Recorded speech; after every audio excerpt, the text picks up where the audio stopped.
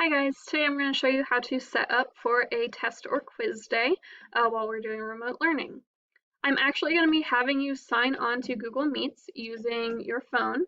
Google Meet does have an app. It has a little white background, the little green speech bubble with a white camera on it. It looks like the icon that's basically for Hangouts that you see on your computer.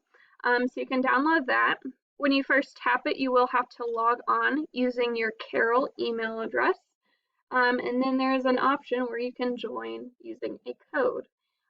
If you aren't aware, the code is the last part of your Google Meets URL. So this is period 4's Google Meet code that I'm using. It's MGS-TZUZ-ONE.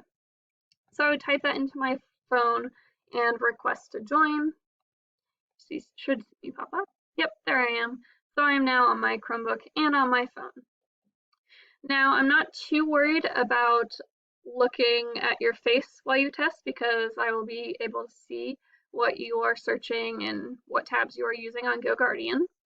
But what I would like you to do is set up your phone so that I can see your workspace on your desk. Now I don't have anything to prop up my phone on the back of my phone like a pop socket, but I do have a handy dandy stapler.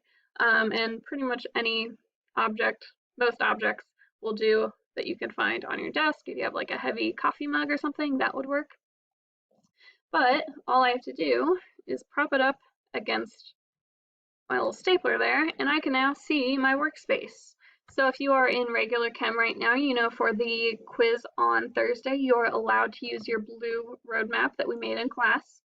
If you're in AP Chem, you know that for our test on Thursday, as usual, you'll be able to use the College Board periodic table and packet of given equations.